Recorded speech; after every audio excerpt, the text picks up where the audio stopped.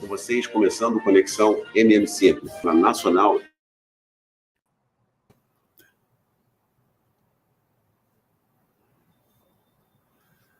Boa noite, Léo.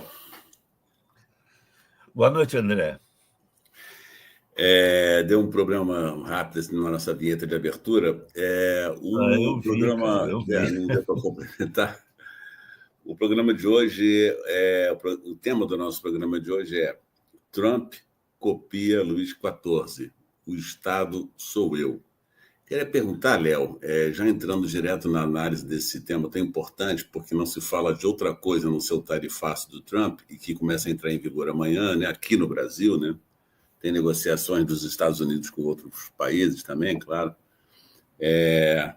Tem uma curiosidade do porquê desse título também, e seria muito interessante, porque é um título incomum. Achei muito legal, assim, muito bacana. Eu queria... Aí você, com certeza, você vai comentar, né? Valeu. É mesmo. Esse surgiu assim, mas não é apenas uma metáfora, certo? Com certeza. É também uma metáfora. São muitas as identidades históricas. Não se pode falar em igualdade, certo? Mas pode-se falar, creio, certo? E pretendo provar aqui que nós estamos diante de uma identidade, certo?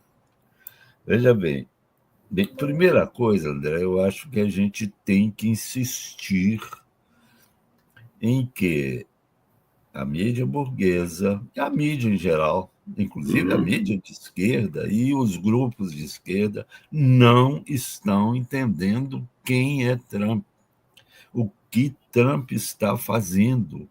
Então, com julgamento de morais, de baixa moral, de botequim, certo? É aquela coisa de dizer que Hitler era um louco, que Hitler... Não. Podia até ser também, eu acho que era também. Mas ele expressava uma corrente histórica de luta de classe dentro de uma realidade socioeconômica e histórica. É isso que tem que ser entendido. Mas a mídia burguesa foge disso porque ela teria que se expor. Isso é importante. Essa fuga, certo? É uma maneira de não comprometer o seu oportunismo, porque não é difícil. Não é difícil. Eu conheço os cursos de jornalismo e já dei aula em cursos de jornalismo na universidade, ou seja, eu sei, essas coisas são ditas, embora na maioria das universidades são ditas assim de maneira superficial, não são estudadas. Entendi. Inclusive curso de história, nos cursos de jornalismo não há no currículo, certo? Não existe. Então, nós estamos diante de gerações, e eu estou falando de pessoas aí de 50 anos, certo? Não estou falando da meninada. A meninada aí não... Essa turma que está formando, em geral, não sabe nem quando está com fome, vamos falar a verdade.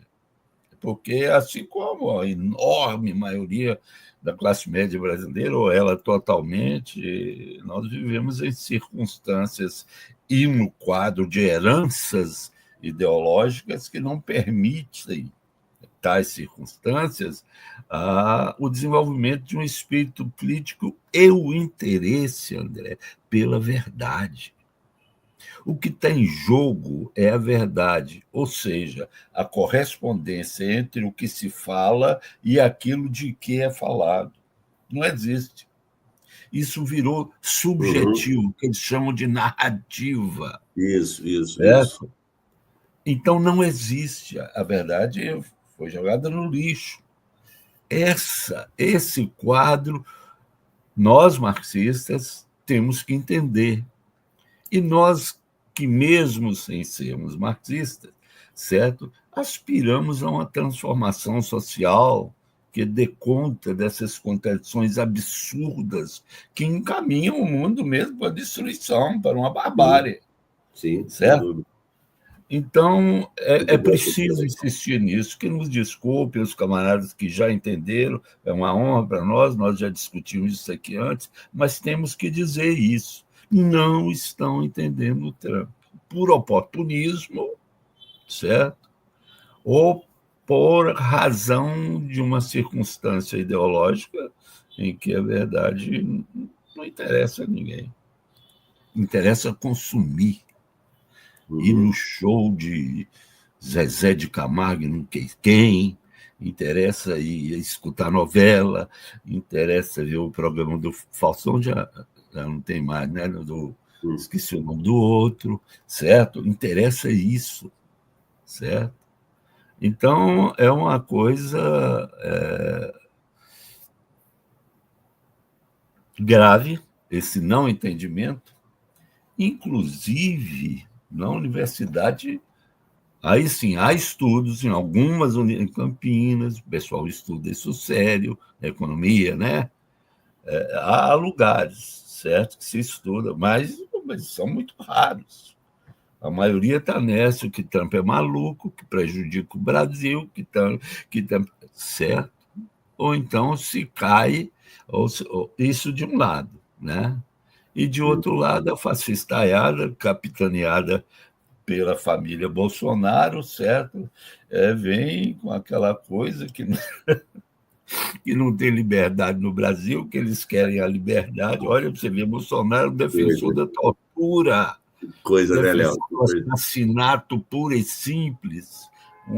Uma pessoa, um verme desqualificado, vem falar que está querendo liberdade. Olha só, liberdade para quê? Você quer liberdade para matar criança? Só pode ser.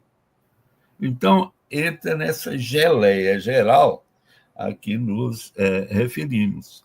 E nós, os marxistas, eu estou meio gripado, de vez em quando a voz vai... E nós, os marxistas, ficamos como uma ilha nesse mar de ignorância. Há pessoas como nós que marxistas entendem a coisa, mas nós sempre temos que falar isso, certo? Achei muito bom essa tua observação, viu, camarada? Como ponto de partida, que eu acho que é uma limpeza de terreno. Eu vou usar uma figura, uma limpeza de terreno necessária para a gente fazer esse debate hoje. Exatamente. É disso que se trata. Então, uns por oportunismo, outros por ignorância, a esquerda por oportunismo também e ignorância.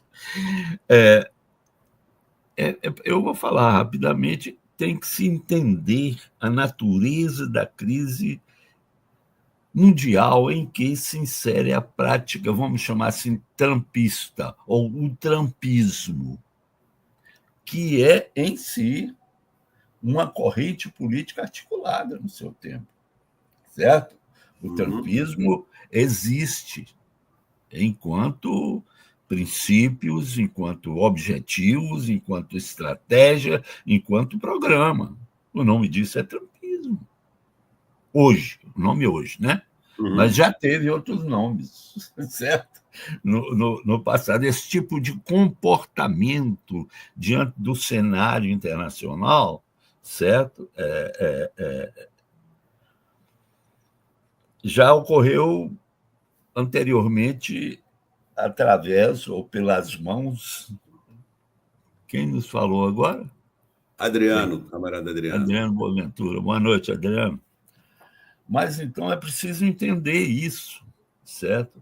Nós fazemos essa ligação dessa identidade entre o trumpismo e o absolutismo, chamando a este trumpismo de neoabsolutismo, que é novo, é no tempo atual, certo? Aí vamos estabelecer as semelhanças, certo? Desse quadro de relações internacionais, certo? E crise mundial em que se inseriram, no caso, o reinado longuíssimo de Luís XIV, o Rei Sol, certo? E o trumpismo. Em primeiro lugar,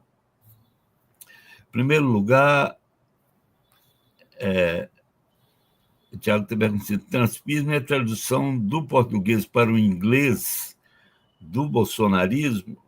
Eu acho que é o contrário, viu? É a tradução do trumpismo, o bolsonarismo é a tradução do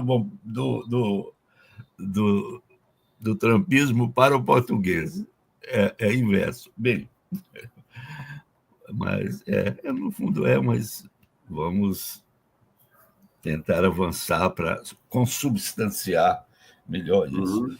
O absolutismo se dá numa fase em que um sistema de produção, um modo de produção chamado feudal, certo? Dava seus últimos suspiros, certo? E nesse quadro, todo mundo sabe o que é feudalismo, certo? Vamos falar assim, seriam autonomias territoriais e políticas seccionadas, pequenas, não unificadas ainda na linha de língua, interesses estratégicos, econômicos, etc. Então, o que você tem é um poder fatiado. Você pega a própria França, certo? Até o Luís XIII, que antecedeu, desculpe, ao Luís XIV, né? Esse trabalho de limpa-terreno lá para unificar, certo? A França foi formalmente criada no ano 400 por Clovis, etc., todo mundo sabe, mas sempre foi uma fatia, uma soma, certo? De feudos, certo? Essa unificação foi preparada pelo famoso, né? Eu me lembro bem no curso ginasial que a gente estudava o Richelieu e todo mundo ficava assim, que era um cara astuto, esperto. O Duque de Richelieu. O cardeal Richelieu, né? E tal, que é o cara que mandava na corte de Luís XIII, né? E patati, patatá, e nós ficávamos todos curiosos, um personagem histórico assim, meio como é que é, lúgubre, ou coisa assim.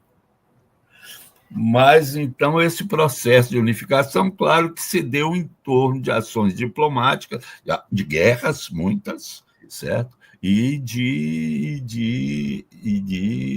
uma iniciativa de unificação de uma dessas facções que se consolidou, chamada facção dos Bourbons, certo? Nesse caso, certo, o Luís XIV vai emergir no quadro de um processo já preparado pelo rei que o antecedeu, o pai dele, né, Luís XIII, e se dá no interior, veja bem, isso é fundamental no marxismo, da decadência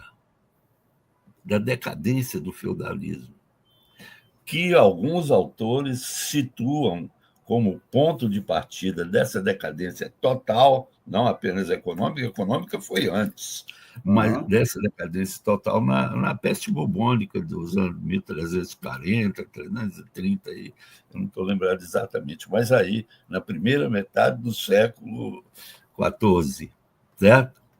Então, esse desmoronamento pelo avanço, certo? Do capitalismo comercial. Certo? A ideia do laissez-passer, do laissez-faire, já veio criando perna e avançando, certo? Nesse período, tem um marco aí, a grande viagem do Marco Polo ao Oriente, né? Todo mundo conhece, 1240, 30, por aí. Mas, só um pequeno parênteses, às vezes eu vejo filmes sobre a Idade Média, André, e vejo aqueles nobres com as roupas bonitas, com aqueles mantos, aquelas coroas, todo mundo assim. Aí eu me pergunto, mas quem fazia essas roupas? De onde viriam essas roupas?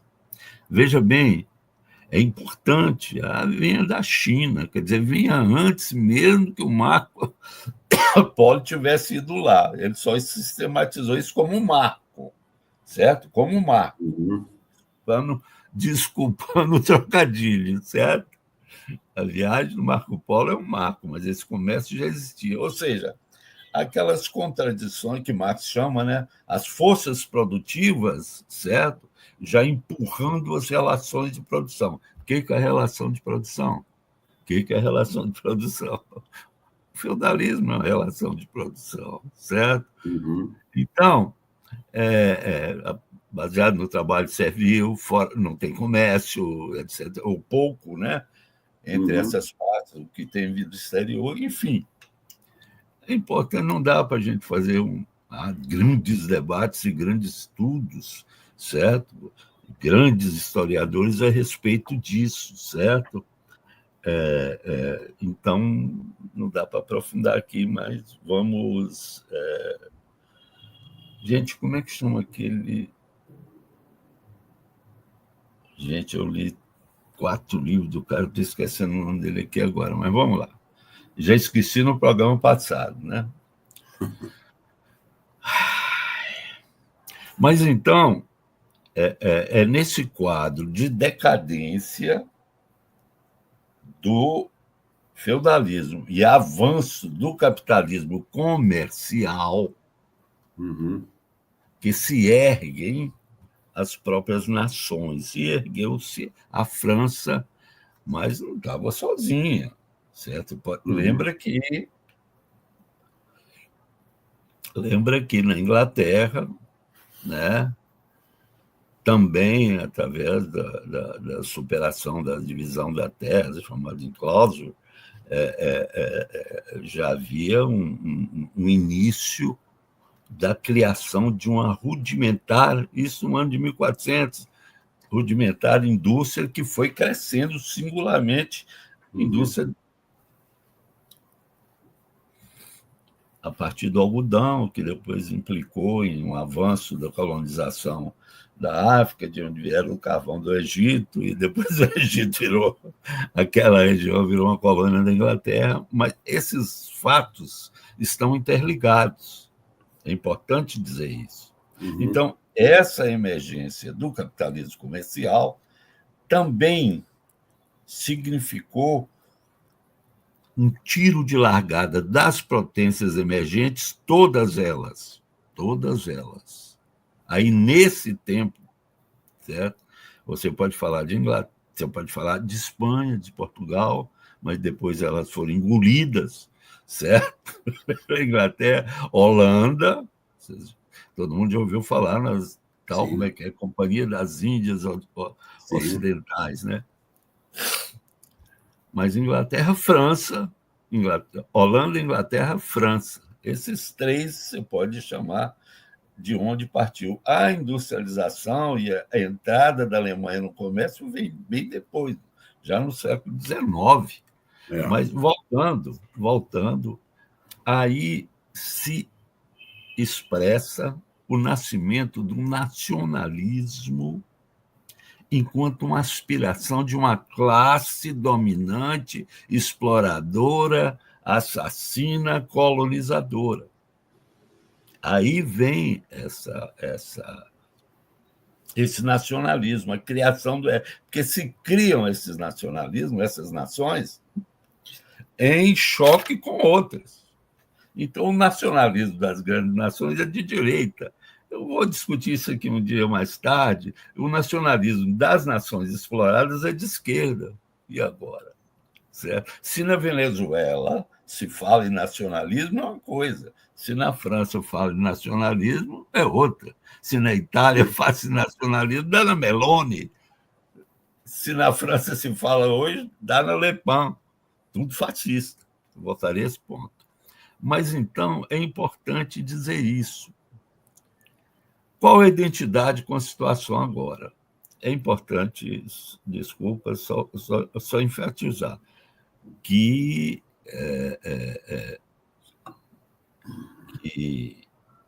Luís XIV tinha esse nome de Rei Sol porque se dizia que nas terras deles o sol não se punha. Já chegou a se dizer isso sobre a Inglaterra, mas originalmente é sobre o Luís XIV. Foi uma política de tal forma expansionista, certo? Para todo o mundo, certo? Na Ásia, na África e na América também. Fala-se na colonização da América, mas certo? Quando a América chegou, os franceses já tinham chegado antes. Vamos deixar claro que quem colonizou o Canadá foram os franceses, que a França foi contra a independência dos Estados Unidos, porque estava de olho. Depois teve que vender Louisiana, o Dasco, enfim. Claro. Outra coisa que a luta de classes, aí luta entre a burguesia e segmentos, vamos chamar de exploradores, se juntar. Então, tem que tomar cuidado aqui, certo? Para não sair muito pela tangente, certo? Vamos voltar ao eixo. Então, o que tem de identidade, certo? Entre essa política de Trump, o trumpismo, que é uma política, e o que eu estou chamando também de neo-absolutismo, responsabilidade minha, porque já teve teorias sobre a existência de neo-absolutismo, seria reconstruir as monarquias absolutas e tal, mas não é disso que estou falando, certo? Por favor. Estou falando da situação atual, certo? Depois a gente vê a adequação mais perfeita, trabalha mais esse conceito, estuda, faz uma coisa que a esquerda não gosta de fazer, que é estudar, né? Pois é. Porque já sabe tudo, principalmente... Já sabem tudo. E se for trotskista, então já sabe tudo. Se for trotskista, tem todos os saberes do universo, né? Conhece tudo, o universo inteiro. Quando nasce, fica explicando ao médico como é que faz o parto, né? Exatamente. Mas, então... Exatamente. Mas então, é um negócio. Desculpem os companheiros, mas nossa linha política em relação ao trotskismo é não considerar o trotskismo como uma corrente revolucionária. Bom, depois a gente pode voltar. Mas então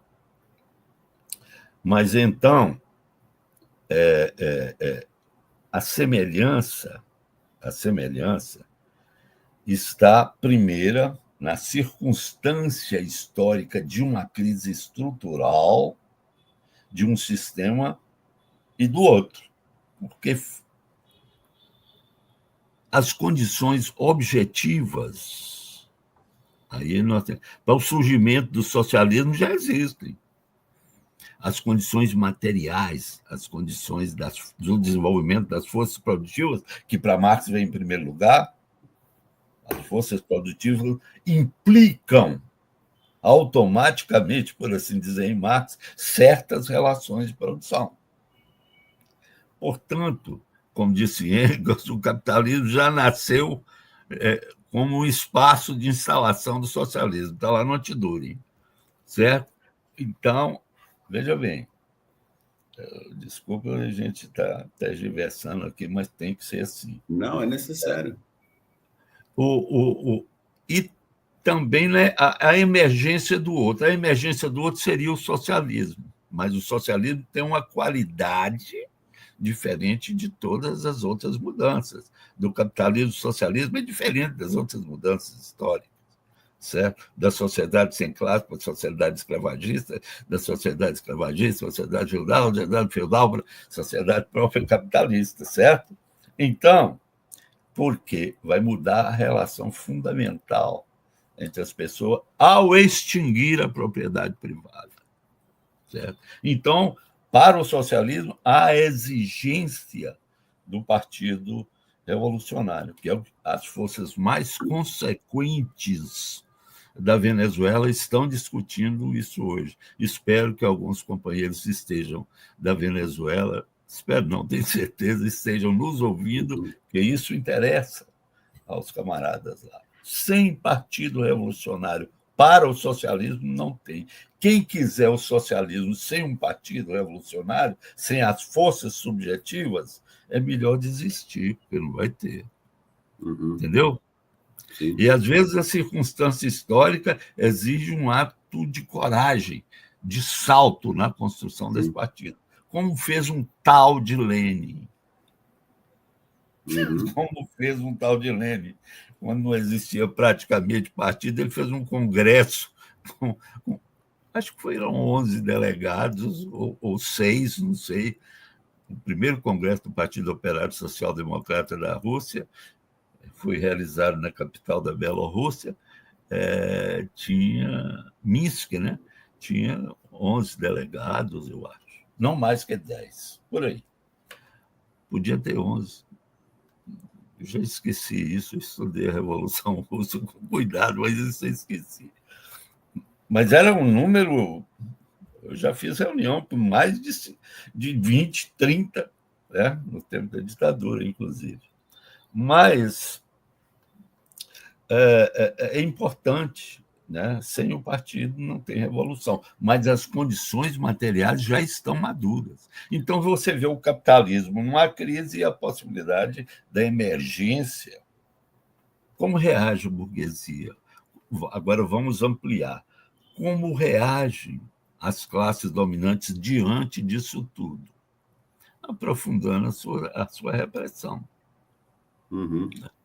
Agora, a crise atual tem uma especificidade. Ela coloca em xeque o modo de produção e, consequentemente, coloca em xeque, veja aí, o modo de produção capitalista. Uhum. O país líder do capitalismo, que são os Estados Unidos. Eu ia te fazer uma pergunta, Léo, em cima disso. Quando você terminar, eu quero te fazer uma pergunta. Não, pode falar. Não, em cima disso, porque você diversas vezes já falou sobre, algumas vezes, não diversas, desde o início dessa crise aí, envolvendo o Trump, você falou numa retomada de um processo de acumulação primitiva, né? Me parece que essa retomada, mas, na verdade, isso e, ao mesmo tempo, o Trump está implodindo essas instituições do chamado livre comércio, capitaneadas e organizadas pela OMC, Organização Mundial do Comércio. Trump não existe mais, né? Não existe mais. Isso não seria, na verdade, considerando o que você falou anteriormente, análise histórica, uma retomada, inclusive, de alguns preceitos da clássica política mercantilista? Os Estados Unidos, certo? Na realidade, as grandes potências chegaram a algo parecido com o mercantilismo. Uhum. Aí tem que pegar outras, veja bem, tem que pegar outras configurações da crise atual. A terceira revolução industrial, tem gente que chama de quarta. Se existe uma quarta, eu não sei quando foi a terceira, mas se é a terceira, eu sei quando foi. A primeira foi em 1760, 70, né, quando marca-se com a publicação do livro do Adam Smith, e a segunda em 1880, com a inovação tecnológica no processo produtivo direto, certo? E agora seria a terceira, que é a revolução da informática. Vamos chamar assim, depois a gente dá os nomes mais precisos, mas eu acho que falar revolução da informática a gente já sabe que implica uma profunda automação dos processos produtivos. Reduz a agregação de valor porque as máquinas substituem os homens. Nesse quadro, as grandes nações que dominam, e a nação que domina o meio de circulação, qual é a noção que domina o meio de circulação? Estados Unidos, que domina o dólar. Entram a depender somente do comércio. Não está produzindo nada para o mercado, não está acumulando, como se fala na economia política. Não tem uma acumulação, certo? Uhum. Então, tem que, no processo produtivo, né? Aquela acumulação ampliada de que fala Marx. Mas tem que recorrer a quê? Uma acumulação primitiva, certo? E que é acumulação primitiva? Conquista de território, assassinato de pessoas, criar uma rede mundial de assassinos e fascistas e vagabundos, como é o caso que o Trump está criando, certo? Bolsonaro faz parte desse esquema. É preciso deixar claro, certo? Achar que o Bolsonaro que o Trump está ajudando aquele desocupado filho do Bolsonaro que está lá nos Estados Unidos, está ajudando ele por interesse, por identificação ideológica também, mas não porque o Trump vai fazer qualquer coisa sem é trumpismo, sem estar articulado numa lógica geral. A lógica geral é a criação dessa rede mundial, que já conta com a Itália, a França já acumulou demais, a Holanda, a Noruega, a Suécia, certo? São países que o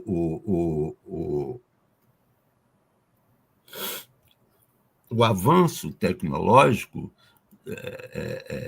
acabou favorecendo, inclusive, né, a emergência de classes dominantes detentoras do capital que se chama financeiro a dominar. Não é um capital produtivo. É só o capital financeiro, que se reproduz através da especulação, sem produção. Então, você tem que falar. Aí vem a perda do emprego.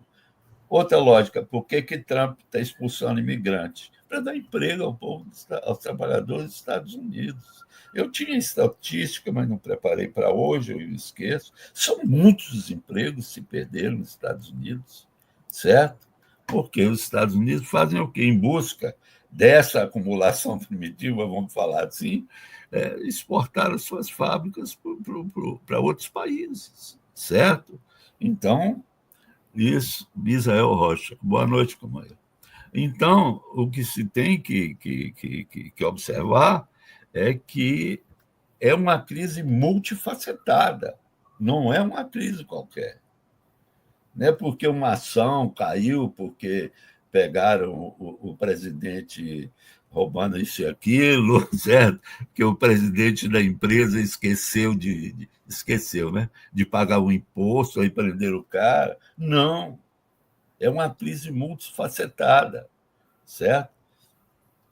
E é nesse quadro que foi a crise que levou, né, o surgimento do absolutismo, certo?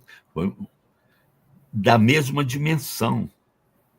Agora, isso não significa, vamos deixar, que a crise que o capitalismo vive, certo, vai acabar.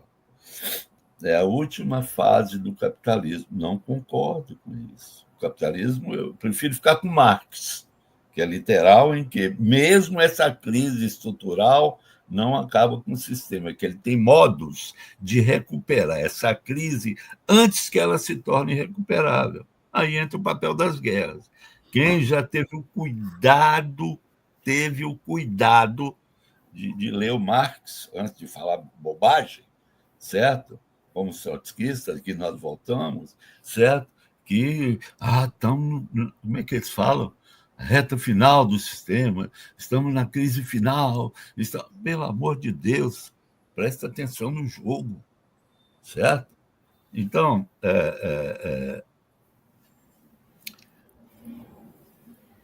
é dessa crise multifacetada, grave, estrutural, que toca na estrutura da produção capitalista, da produção de lucro, né? Vamos deixar isso bem claro. Então, a política e a economia de Trump, certo, estão ligadas da mesma maneira que estiveram no Luís XIV. As circunstâncias semelhantes, em quadras históricas semelhantes. Então, vamos levar a sério o Trump. Sim. Vamos levar a sério. Parar de achar que o Trump é aquele que dá rasteira em velhinha, né? Que é malzinho e mata criancinhas, né?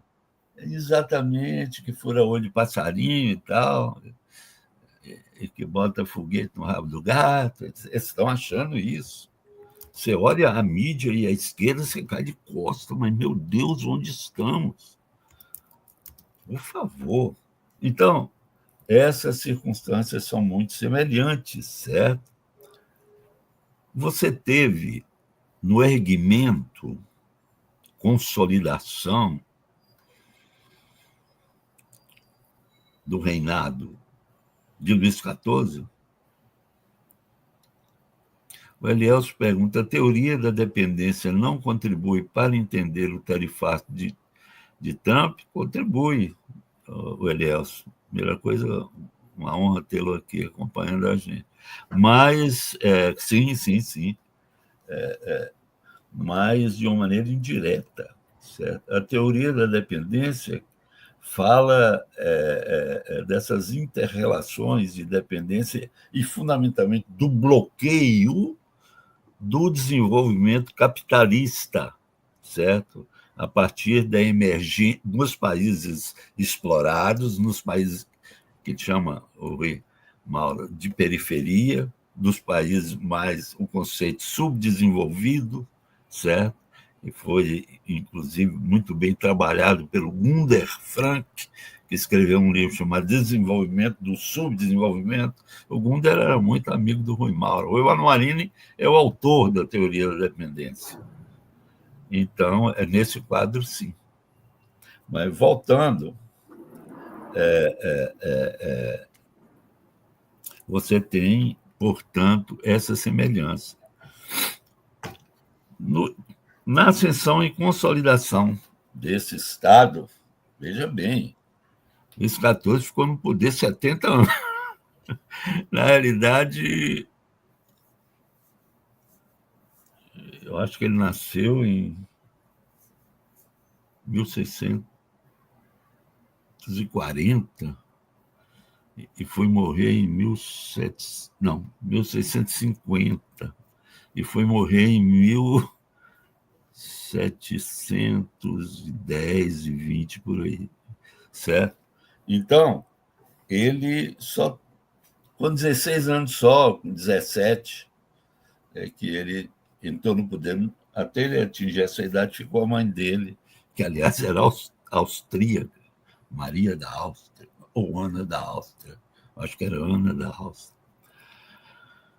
Bem, é curioso, só abrindo um pequeno parênteses, como é que a rainha da Espanha é mãe da rainha da Noruega, que, por sua vez, é tia do rei da Itália, que, por sua vez, certo? Esse intercâmbio está no quadro da formação dos Estados nacionais, certo? Você vê a origem meio fajuta disso, que isso é usado apenas para constituir um instrumento de opressão, que é o Estado, como você disse, conhecido como mercantilista também, o Estado absolutista. Agora, o que teve lá? O que teve?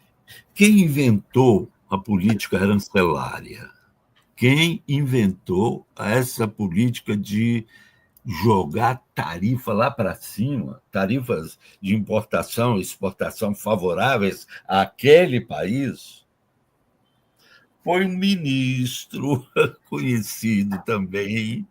Aí no curso ginasial a gente fala, pô, ele era inteligente, hein? Mas não sabia detalhe, não. A professora falava, ele conduziu as finanças e botou o Luís XIV lá em cima. Um cara chamado Colbert. Deu origem a um termo colbertismo, que, por sua vez, significa trabalhar, usar as tarifas arancelárias, que em espanhol eram arancelas, né? Tarifas, uma política tarifária de importação e exportação, certo? Nesse quadro, esse é o homem que inventou isso, não foi Trump que inventou isso, não. Não foi Trump que inventou isso. O eixo da política mercantilista era a política tarifária. Você fortaleceu as nações. O resto que se dane. Make America Great Again, diz o Trump. Faça a América grande outra vez. É um contra o outro. Como eu já usei aqui, tem um ditado baiano, né? Farinha pouca, meu feijão primeiro. Como é que é? Meu pirão primeiro. Certo? É dessa questão que estamos falando. E o que o Trump está fazendo? Inclusive no quadro, certo, da política, da organização do Estado. Sabe como é que a Inglaterra alcançou a França nesse quadro? Através do tráfico negreiro. A história prefere ocultar isso. O tráfico negreiro é a principal fonte de renda. Historiadores importantes já colocam isso, certo? Principal fonte de renda da coroa inglesa sob a rainha Elizabeth I, que foi a que sucedeu Henrique VIII, né? Então, na Inglaterra. É daí que veio as riquezas de crescimento e tal, certo? Evidentemente que Henrique VIII teve seus, como é que chama os piratas oficiais? Tem um nome. Mas Corsários. A França, ali no Caribe, era o que tinha, né?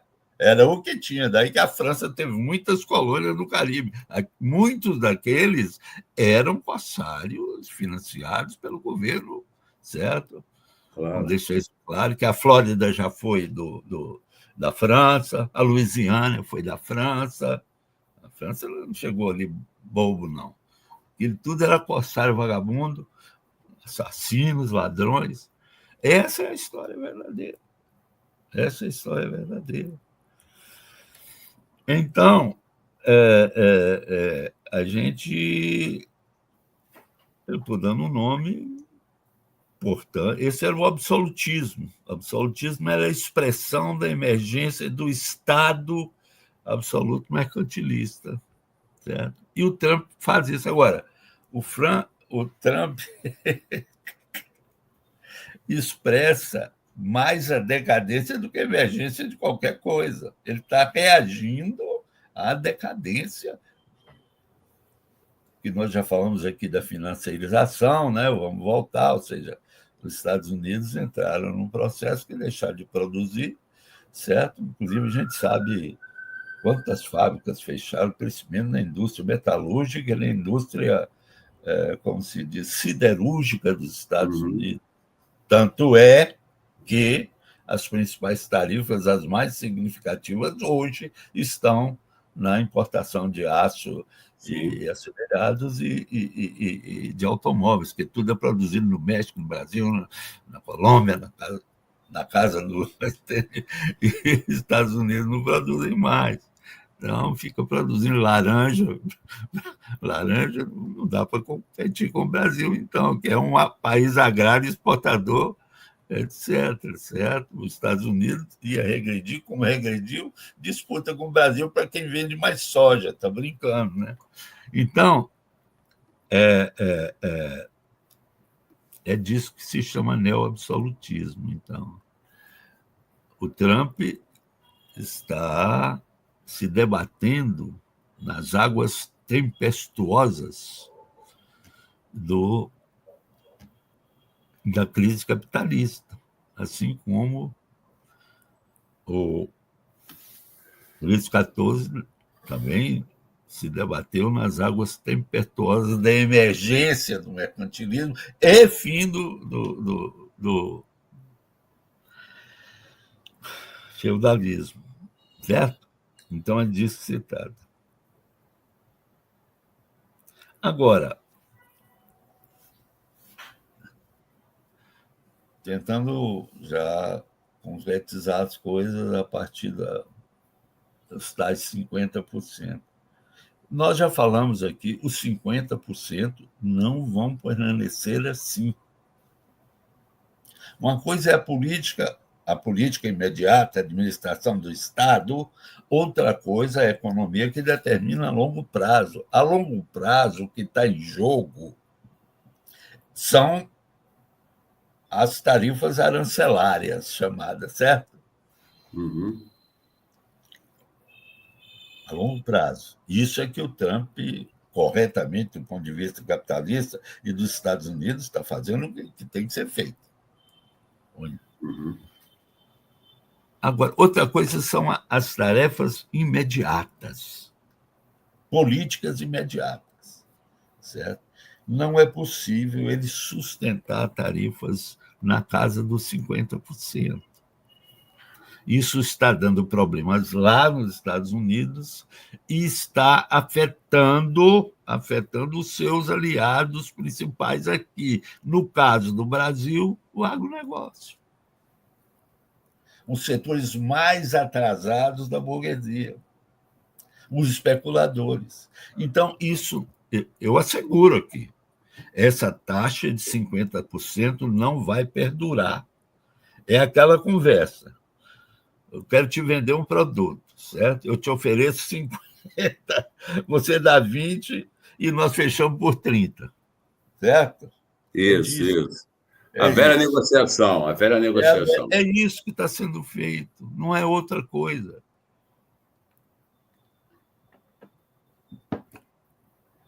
Hoje mesmo o Alckmin está nadando de braçada, porque falou com não sei com quem. Quem é Alckmin? Um burguesão. Os Estados Unidos não recuarão dessa política, mas não essa específica, dessa política geral, dessa estratégia de desenvolvimento. Vamos chamar assim, estratégia de retomada do desenvolvimento, igual trumpismo. O que é o trumpismo? Uma estratégia de retomada do desenvolvimento norte-americano.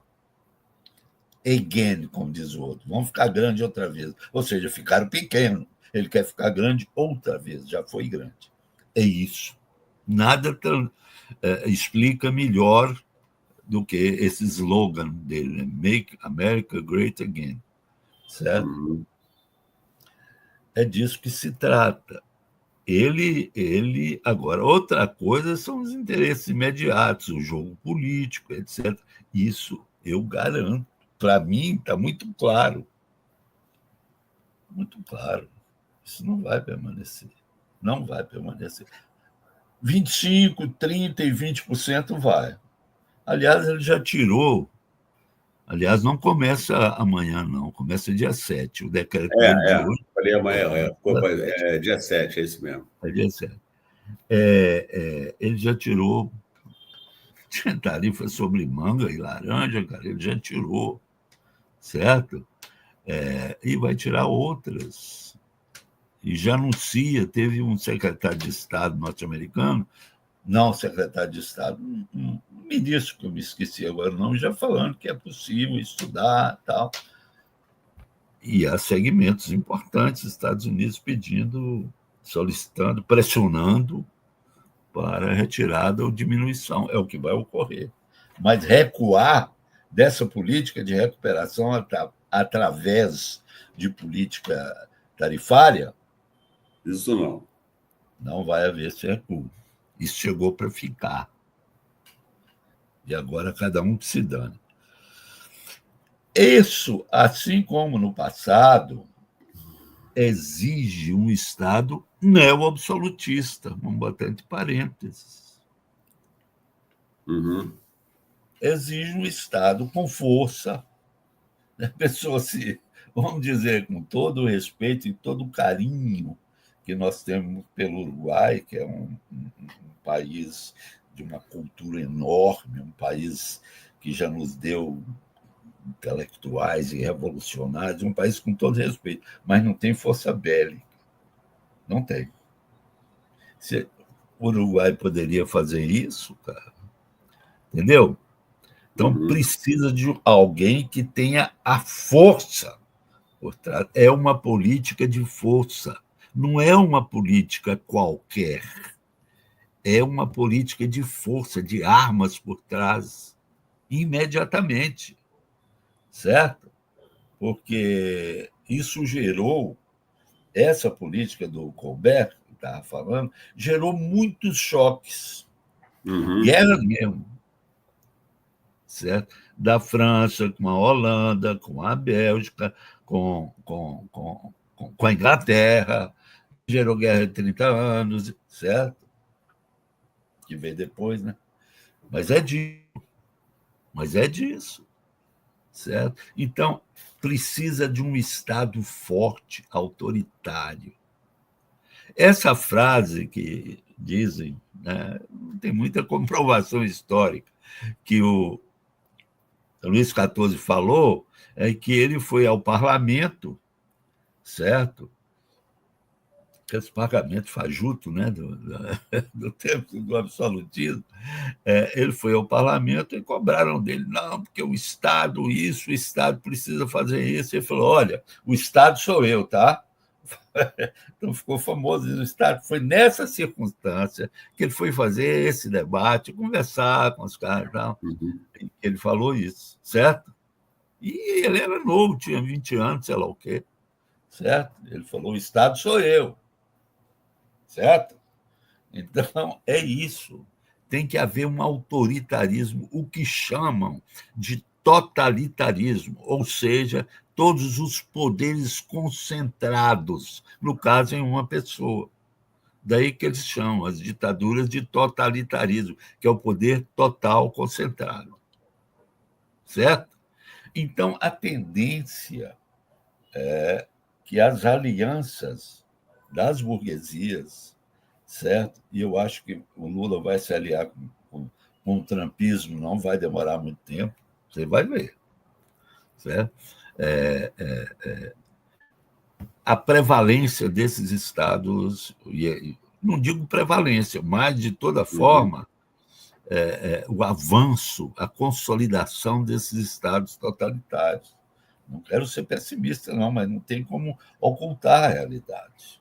Essa é a tendência, certo? Então, as alianças a serem formadas, você já tem a Argentina, né? Eu não acredito naquele sujeito da Bolívia, não acredito. A gente sabe quem está no Paraguai, e vamos tocando, certo? E vamos subindo. Você sabe quem está em como é que chama aquele país que ele quer tomar? Bem, então, emergem vários países já com governos e estados autoritários, totalitários. Não vai longe. Por que Bolsonaro ganhou no Brasil? Certos fenômenos que ocorreram no Brasil e favoreceram Bolsonaro, inclusive a questão do evangelismo financeiro, tem em todos os países da América Latina. Todos os países da América Latina. É preciso ter isso claro para poder combatermos e evitarmos isso que seria, certo? Uma dominação, a lógica é essa, porque a burguesia não pode, André, a burguesia liberal que seja, sim, dono dos meios de comunicação, isso é muito importante, a da indústria cultural, eles não podem invocar a revolução e o marxismo. Olha a impotência para combater o fascismo e o totalitarismo. Não podem. Chega num ponto, é como está a imprensa aqui agora. Sim. Bota na Globo. Eles ficam na superfície ali, igual uma prancha de surf. Certo? Isso. Porque eles não podem combater só o marxismo. Só a revolução proletária é capaz de combater essa onda, este tsunami que ameaça o mundo, vamos falar assim. Eles não podem e não querem. Vamos ser claros. Sim. Certo?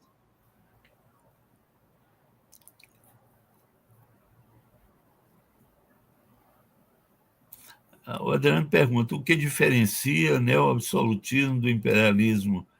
É a predominância do capital? Um aspecto mas você tem que colocar a questão política, viu, Adriano? Ou seja, um Estado forte. Certo? O imperialismo existe também, né, em países e estados democráticos. Mas se você colocar um Estado forte, colocar esse componente político, aí você poderia fazer essa aproximação. Mas, então,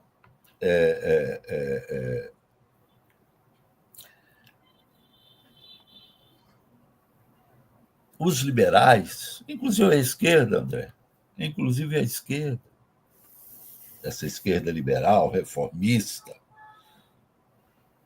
ela é incapaz de combater o fascismo. Ela é incapaz de combater uma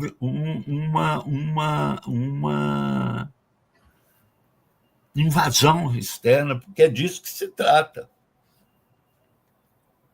Na medida que se aguçarem as contradições, você acha que a Venezuela vai escapar de uma investida norte-americana? Não. Não. Eles vão para cima. Agora, como vão defender? A democracia que defende, se não houver uma radicalização na Venezuela, que é o país mais avançado na luta de classe do mundo, já falamos e repetimos, se não tiver uma alternativa proletária, revolucionária, não democrática, não burguesa, certo? Desgraçadamente, nós vamos perder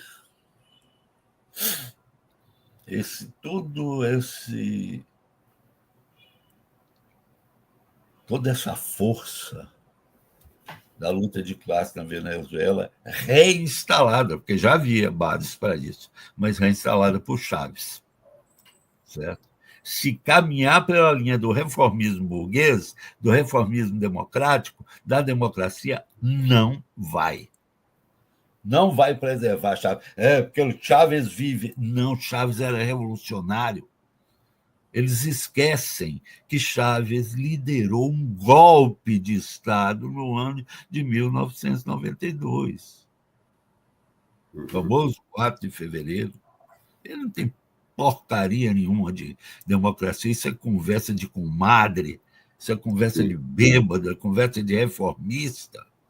Que democracia? Nós precisamos de um governo de trabalhadores e só de trabalhadores, sem burgueses. Não tem nada de dar poder.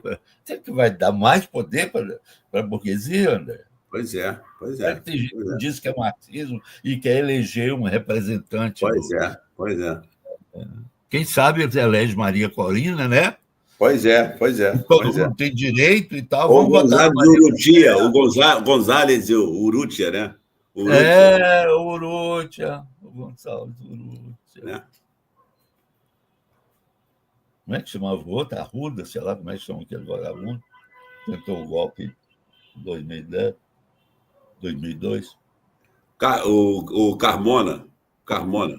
É. O Carmona, aquele fascista.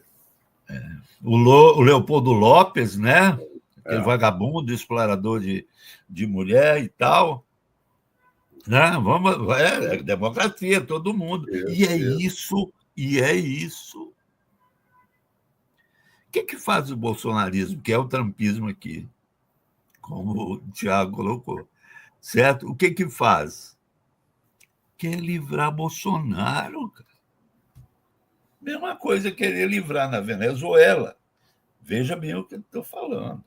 Mesma coisa de pedir, né, liberdade, certo? Para Maria Corina, o Urrutia, esses vagabundos, tudo.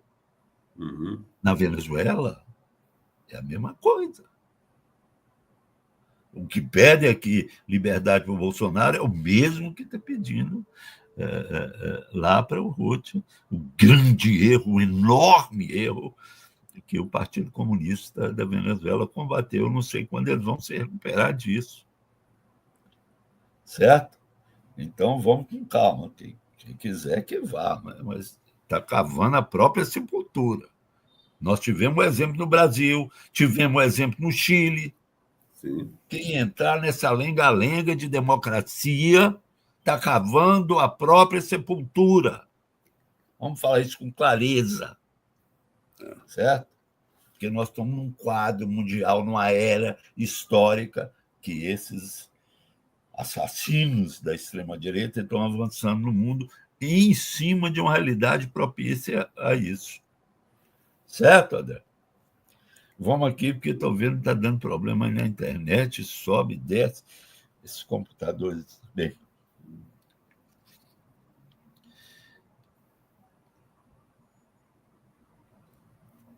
não vou entrar em algumas anotações que eu fiz, porque vou perder muito tempo, certo? Vou deixar de lado mais algumas observações estruturais que apenas reforçam o que eu falei, a natureza da crise. Mas vou entrar já num político, que é importante. As pataquadas de Lula são demagogia eleitoreira. Até o New York Times deu a notícia que é o único que está enfrentando, respondendo à altura ao Trump. Mas, pelo amor de Deus, como responder na altura do Trump? O que ele está respondendo à altura do Trump são os planos que estão em elaboração, inclusive com quantias já determinadas, para socorrer os exportadores, para a burguesia exportadora. Sim. Vai dar dinheiro para os burgueses. 200 milhões para um, 50 para outro, 200. Eu tenho uma pergunta. Se esse Partido dos Trabalhadores, se esse senhor Lula representa os trabalhadores, por que não investe esse dinheiro num programa de habitação popular sério? Por que não faz isso? Isso dá emprego. Não tem nada que dá mais emprego do que isso, que foi o que fez Roosevelt nos Estados Unidos na crise de 29.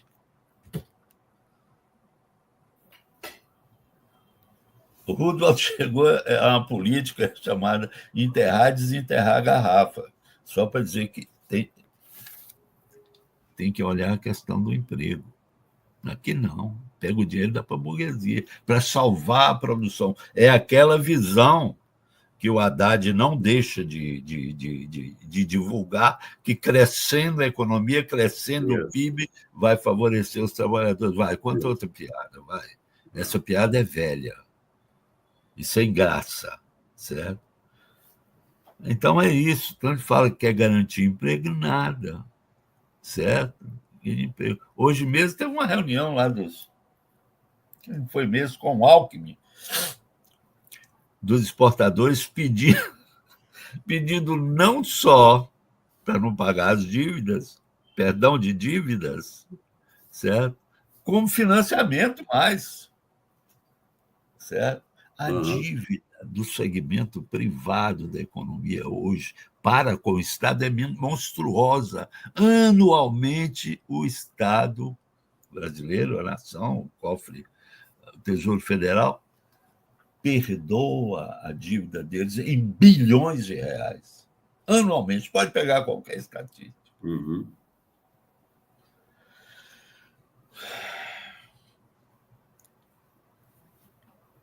As ameaças a Xandão não são coisa pequena. Estão dentro desse processo de unificação dessa ideologia totalitária, fascista, vanguardiada pelo Trump, né? como necessária a recuperação dos Estados Unidos, porque ele precisa de força, ele precisa de aliados.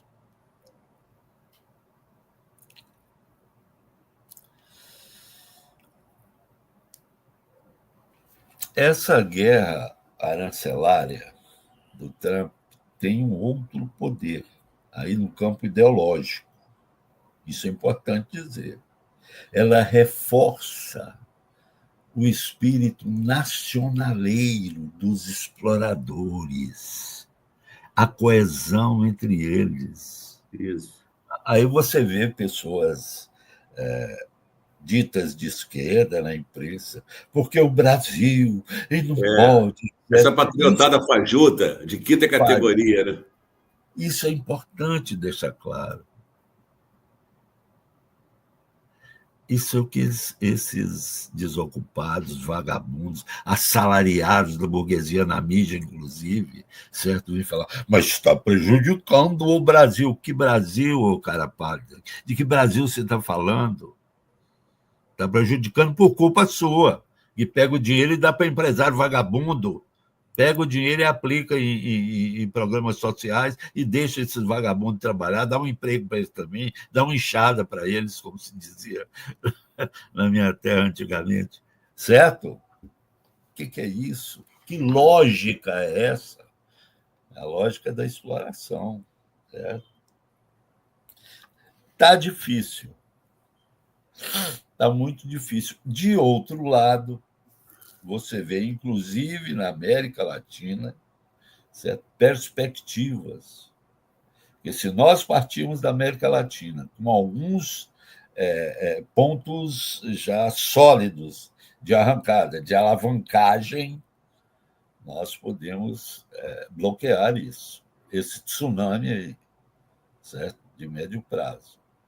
E na vanguarda dessa possibilidade está a Venezuela, certo? Está a Venezuela, que tem uma organização, uma disposição, uma militância que está se movendo, e aqui faço uma homenagem a esses camaradas heróicos que estão se movendo, vendo esse quadro, como é que está se deteriorando, certo? É disso que se trata. Valeu. Ficamos aqui por hoje. Obrigado aí pela exposição, como sempre, brilhante. Agradecer ao camarada Tiago pelo suporte e aos que participaram, né, da nossa live de hoje, né? Adriano, Elielson, Misael, né? E outros que vierem aqui. Semana que vem estaremos com mais uma Conexão MM5. Como eu faço ao final de cada programa, peço que quem ainda não o fez, que se inscreva no canal do Movimento Marxista 5 de Maio no YouTube e que também sigam a nossa conta do MM5 no Instagram, onde vocês poderão ter acesso aos cortes, ou seja, são pequenos trechos temáticos dos nossos programas semanais. Certo? Não é isso, Léo? Certo, correto. Correto. Um abraço. Um abraço, pessoal.